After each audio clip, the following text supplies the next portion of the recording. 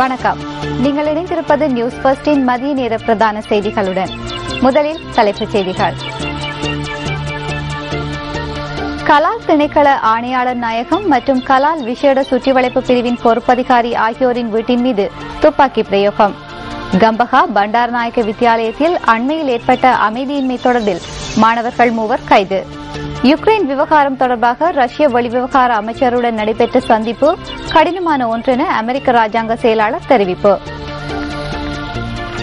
இனி விரிவான செய்திகள். இந்திய முன்னாள் பிரதமர் ராஜீவ்காந்தி கொலை வழக்கின் விடுதலையை ஆட்சேபித்து இந்திய உச்சநீதிமன்றத்தில் மத்திய அரசு தொடர்ந்த மனு மீதான விசாரணை மார்ச் 26ஆம் தேதிக்கு ஒத்திவைக்கப்பட்டுள்ளது. முன்னாள் பிரதமர் ராஜீவ்காந்தி கொலை வழக்கில் முருகன், சாந்தன், பேரறிவாளன், நளினி உட்பட 7 பேரின் விடுதலையை எதிர்த்து மத்திய அரசு மனு தாக்கல் செய்திருந்தது. இதற்கு தமிழக அரசு தாக்கல் செய்த பதில் மனுவில் 7 பேரையும் விடுதலை செய்வதற்கான முடிவு சரியானதே என தெரிவிக்கப்பட்டது. இந்த நிலையில் வழக்கில் தமிழக அரசின் மனு மீது பதிலளிக்க மத்திய அரசுக்கு உச்சநீதிமன்றம் கால அவகாசம் அளித்துள்ளது. மேலும் வழக்கு விசாரணையை மார்ச் 26ஆம் தேதிக்கு நீதிமன்றம் ஒத்திவைத்துள்ளது. ராஜீவ்காந்தி கொலை வழக்கின் குற்றவாளிகளான முருகன், சாந்தன் மற்றும் பேரறிவாளன் ஆகியோரை விடுதலை செய்யும் தமிழக அரசின் தீர்மானம் சரியானது என இந்திய உச்சநீதிமன்றத்தில் தாக்கல் செய்யப்பட்டுள்ள பதில் மனுவில் தெரிவிக்கப்பட்டுள்ளது. அவர்கள் 3வரையும் மன்னித்து விடுதலை செய்யும் முடிவை எடுக்கும் அதிகாரம் தமிழக அரசுக்கு உள்ளதாக பதில் மனுவில் சுட்டிக்காட்டப்பட்டிருந்தது. சட்ட நடைமுறைகளை மீறி இந்திய மத்திய அரசு தாக்கல் செய்துள்ள மனுவை ஏற்றுக்கொள்ள முடியாதென தமிழக அரசு சார்பில் ஆஜரான சட்டத்தரணி நீதிமன்றத்தில் வாதங்களை முன்வைத்திருந்தார். எனவே மத்திய அரசின் இந்த மனுவை தள்ளுபடி செய்ய வேண்டும் எனவும் பதில் மனுவில் ஊடாக கோரிக்கை விடுக்கப்பட்டிருந்தது. ராஜீவ்காந்தி கொலை வழக்கின் முக்கிய குற்றவாளிகளான முருகன், சாந்தன், பேரறிவாளன் ஆகிய 3வரின் கருணை மனுக்களை விசாரிக்க அதிக காலம் எடுக்கப்பட்டதாக தெரிவித்து அவர்களின் மரண தண்டனையை கடந்த 18ஆம் தேதி ஆயுள் தண்டனையாக குறைத்து இந்திய உச்சநீதிமன்றம் தீர்ப்பளித்தது. அதனைத் தொடர்ந்து பிப்ரவரி 19ஆம் தேதி நளினி உட்பட இந்த வழக்கின் 7 குற்றவாளிகளையும் விடுதலை செய்ய தமிழக அரசு முடிவெடுத்துள்ளதாக தமிழக முதலமைச்சர் ஜெயலலிதா அறிவித்திருந்தார். தமிழக அரசின் இந்த முடிவை எதிர்த்து மத்திய அரசு தாக்கல் செய்த 2 மனுக்களையும் ஏற்றுக்கொண்ட இந்திய உச்சநீதிமன்றம் தமிழக அரசின் நடவடிக்கைகளுக்கு இடைக்கால தடை விதித்து உத்தரவிட்டிருந்தது.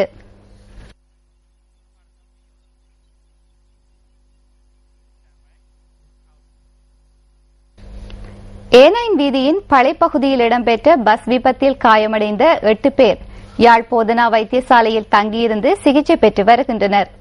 இந்த விபத்தில் போலீஸ் உத்தியோகத்தர் ஒருவரும் 11 வயதான பாடசாலை மாணவன் ஒருவனும் பலத்த காயங்களுக்கு உள்ளாகியிருப்பதாக யாழ் போதனா வைத்தியசாலையின் பிரதிப்பணிப்பாளர் டாக்டர் ஸ்ரீபவானந்த ராஜா தெரிவித்தார். மாணவனின் தலையில் பலத்த காயம் ஏற்பட்டிருந்த நிலையில் சத்திர சிகிச்சைக்கு உட்படுத்தப்பட்டு தற்போது அதிதீவிர கண்காணிப்பு பிரிவில் அனுமதிக்கப்பட்டிருப்பதாகவும் அவர் கூறினார். யாழ்ப்பாணத்தில் இருந்து கிளிநொச்சிக்கு பாடசாலை ஆசிரியர்களை ஏற்றிச் சென்ற தனியார் பஸ் ஒன்று வேகத்தை கட்டுப்படுத்த முடியாமல் இன்று காலை 7 மணியளவில் விபத்திற்குள்ளானதாக போலீசார் குறிப்பிடுகின்றனர். இதேவேளை சாரதியின் கவனயீனம் காரணமாகவே இந்த விபத்து இடம்பெற்றுள்ளதாக தெரிவித்து பிரதேச மக்கள் மற்றும் மாணவர்கள் சம்பவ இடத்திற்கு அருகில் முற்பகல் கவனஈர்ப்பு போராட்டத்தில் ஈடுபட்டதாக எமது பிராந்திய செய்தியாளர்கள் தெரிவிக்கின்றனர். நுவரெலியா லபுக்கலை பகுதியில் இடம்பெற்ற வாகன விபத்தில் பெண்கள் 2 உயிரிழந்துள்ளதுடன் மேலும் 2 காயமடைந்துள்ளனர். ஜீப் வண்டியை செலுத்திய பெண்ணொருவர் அதனை கட்டுப்படுத்த முடியாது போனதால் வாகனம் வீதியை விட்டு விலகி விபத்திற்குள்ளானதாக போலீசார் குறிப்பிடுகின்றனர். ஜீப்பில் பயணித்த 4 பெண்கள் விபத்தில் படுகாயமடைந்த நிலையில் நுவரெலியா வைத்தியசாலையில் நேற்று மாலை அனுமதிக்கப்பட்ட போதிலும் அவர்களில் 2 உயிரிழந்துள்ளனர். வெளிமடை பகுதியைச் சேர்ந்த 53 மற்றும் 54 வயதான 2 பெண்களே இவ்வாறு விபத்தில் உயிரிழந்துள்ளனர். காயமடைந்த மற்றொரு பெண் பதுளை வைத்தியசாலைக்கு மாற்றப்பட்டுள்ளார். உயிரிழந்தவர்களின் பிரேத பரிசோதனை இன்று இடம்பெறவுள்ளது. இலங்கை இந்திய மீனவர்கள் மத்தியில் சர்ச்சையை தோற்றுவித்துள்ள கச்சத்தீவு. இந்திய இலங்கை கடல் எல்லையான கச்சத்தீவு நோக்கிய நியூஸ் ஃபர்ஸ்டின் ஆபத்தான கடல் ஆய்வு பயணம் எதிர்வரும் வெள்ளிக்கிழமை இரவு 9:30 உங்கள் சக்தி டிவியில். இது ஒரு நியூஸ் ஃபர்ஸ்ட் தயாரிப்பு. பேராதனை கண்ணுருவ பகுதியில் மண்மேடு சரிந்து விழுந்ததில் சிக்கிய ஒருவரை தேடும் நடவடிக்கை ஆரம்பிக்கப்பட்டுள்ளது. வீதி திருத்தும் பணியில் ஈடுபட்டிருந்த 3 மண்மேடு சரிந்து விழுந்ததில் சிக்கியுள்ளதாக எமது பிராந்திய செய்தியாளர் தெரிவித்தார். மண்மேட்டுக்குள் சிக்கிய 3 2 காப்பாற்றப்பட்டுள்ளனர். இதில் ஒருவர் சிகிச்சைகளுக்காக கண்டி வைத்தியசாலையில் அனுமதிக்கப்பட்டுள்ளார்.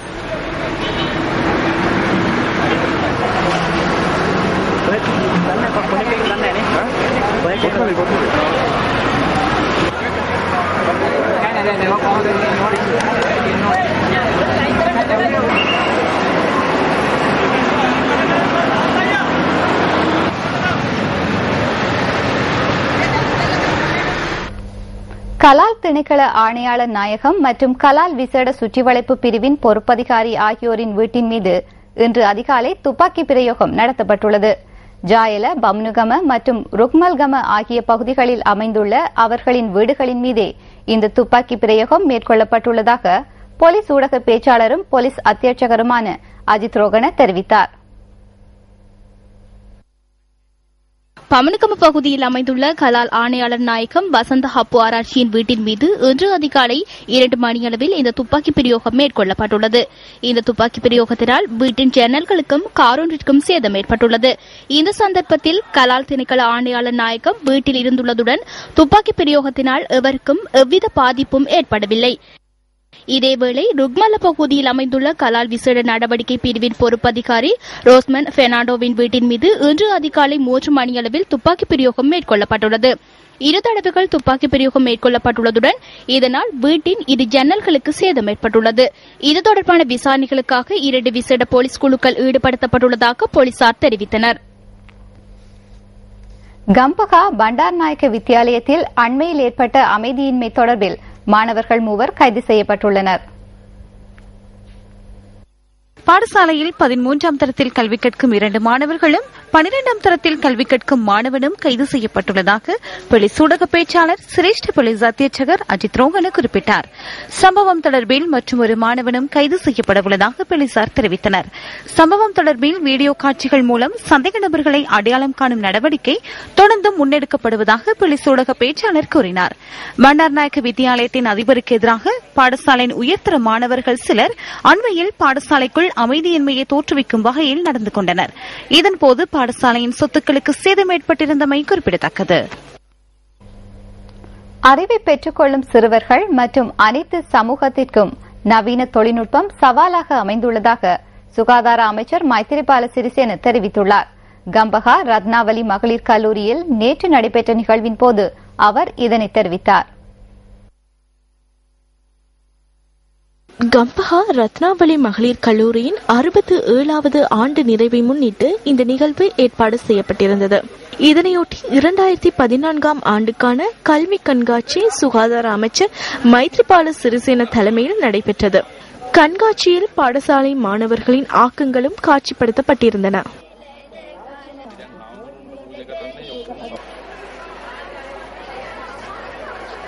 යුද්ධයක තිබෙන යුද උපකරණවලින් මිනිසුන් විනාශ වෙනවා වගේ දරුවනේ ගෙදර තිබෙන රූපවාහිනිය පරිගණකය ජංගම දුරකථනය யுத்தத்தில் ஆயுதங்களினால் மக்கள் அழிக்கப்படுவது போல் வீட்டில் உள்ள தொலைக்காட்சி, கணினி, கையடக்க தொலைபேசி மற்றும் மடிக்கணினி போன்ற அனைத்து புதிய தொழில்நுட்பங்களும் மாணவர்களையும் சமூகத்தையும் அழிப்பதாகவே நான் கருதுகின்றேன். பெரும்பாலும் இந்த விடயங்கள் விவாதத்துக்கு உள்ளாகலாம். தொழில்நுட்பம் மக்களுக்கு நன்மையாகவும் அதேபோல் தீமையாகவும் உள்ளது என்பதனை தெளிவாக புரிந்து கொள்ள வேண்டும். சிறுவர்கள் மாத்திரமன்றி முழு சமூகத்திலும் சிறந்த செயற்பாடுகள் இல்லாவிட்டால் அறிவை பெற்றுக்கொள்ளும் சிறுவர்கள் மற்றும் சாதாரண தர மக்கள் உள்ளிட்ட அனைவருக்கும் ஒழுக்கம் தொடர்பான பிரச்சனைகள் சவாலாக காணப்படும். ஒழுக்கம் தொடர்பான பிரச்சனைகளுக்கு நவீன தொழில்நுட்பம், உபகரணங்கள் காரணமாக இருக்கலாம்.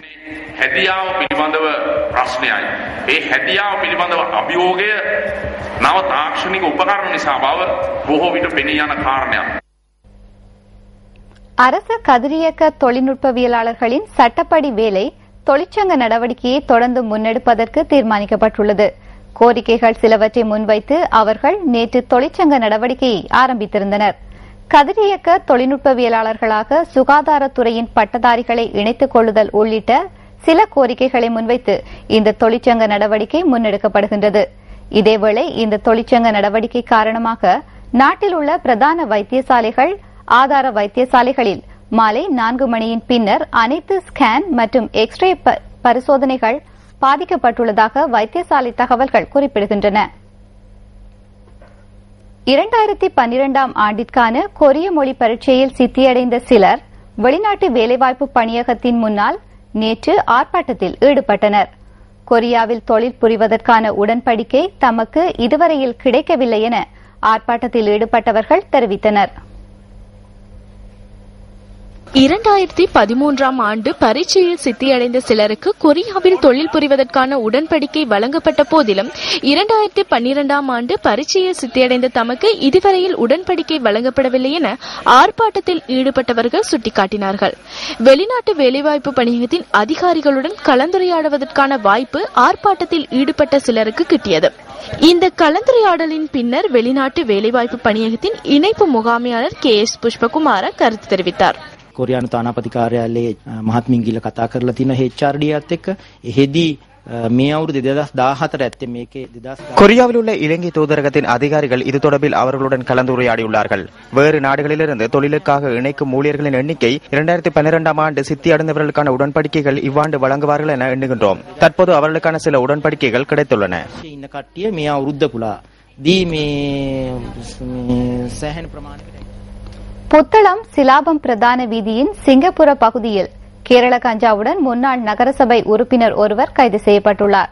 தமக்கு கிடைத்த தகவல் ஒன்றுக்கு அமைய சந்தேக நபர் கைது செய்யப்பட்டதாக சிலாபம் போலீசார் குறிப்பிட்டனர்.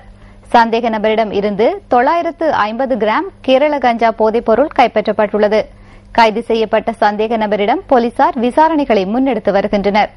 கைப்பற்றப்பட்ட கேரள கஞ்சாவும் சந்தேக நபரும் இன்றைய தினம் சிலாபம் நீதிமன்றத்தில் ஆஜர்படுத்தப்பட உள்ளனர். சம்பவம் தொடர்பான மேலதிக விசாரணைகளை சிலாபம் போலீசார் முன்னெடுத்து வருகின்றனர். வடமாகாணத்தில் முதற்கட்டமாக பரீட்சார்த்தமாக மேற்கொள்ளப்பட்ட உருளைக்கிழங்கு செய்கை வெற்றியளித்துள்ளது. அந்த வகையில் வவுனியா மாவட்ட விவசாயிகள் உருளைக்கிழங்கு செய்கையில் ஆர்வம் காட்டி வருகின்றனர். மலையகத்தில் இருந்தே இதுவரையில் வவுனியா மாவட்டத்திற்கு தேவையான உருளைக்கிழங்குகள் கொண்டுவரப்பட்டன. வவுனியா மாவட்ட விவசாயிகள் முதல் முறையாக உருளைக்கிழங்கு செய்கையில் ஈடுபடுவதாக எமது பிராந்திய செய்தியாளர் தெரிவித்தார். விவசாய திணைக்களத்தினால் வழங்கப்படும் ஆலோசனைகளுக்கு அமைய 10 ஏக்கர் நிலப்பரப்பில் உருளைக்கிழங்கு செய்கையை விவசாயிகள் முன்னெடுத்துள்ளனர். இதனூடாக அதிக வருமானத்தை பெற்றுக் கொள்ள முடியும் எனவும் விவசாயிகள் தெரிவிக்கின்றனர். உருளைக்கிழங்கு முதலியா விவசாய திணைக்களத்தோட ஆலோசனையோடு செய்கிறோம். இதுல ஒரு சொந்த லாபம் கிடைக்கும் என்ற ஒரு நம்பிக்கையில செய்யறோம். சந்த வாய்ப்பு கிடைக்கும் என்ற ஒரு நம்பிக்கையும் இருக்கு. சிறந்த விளைச்சலும் கிடைக்கும் என்ற எங்களுக்கு ஒரு நம்பிக்கை இருக்கு. இப்போ விவசாய திணைக்களத்தோட ஆலோசனைகளை செய்யறால எங்களுக்கு ஒரு நன்மை என்னென்றா அதுல நோய் கட்டுப்பாடு அதுக்கெல்லாம் அவங்க அப்பப்போ வந்து சொல்லிக் கொண்டிருக்கிறார். எங்களை வந்து சொல்லிக் கொண்டிருக்கிறார். அதால எங்களுக்கு ஒரு சிறந்த நன்மையும் கிடைக்குது. 70 தொடக்கம் 75 நாட்களுக்குள் விளைச்சலை தரும் இந்த உருளைக்கிழங்கு செய்கை வெற்றியளித்துள்ளமையினால் விவசாயிகள் தொடர்ந்தும் இதனை முன்னெடுக்க ஆர்வம் காட்டி வருகின்றனர். இத்துடன் நியூஸ் ஃபர்ஸ்டின் மதிய நேர பிரதான செய்தி அறிக்கை நிறைவடைகின்றது. எமது மணித்தியால செய்தியினை 2:25 எதிர்பாருங்கள். வணக்கம். Hotline 0114-896-896 www.newsfirst.lk. Feedback at newsfirst.lk.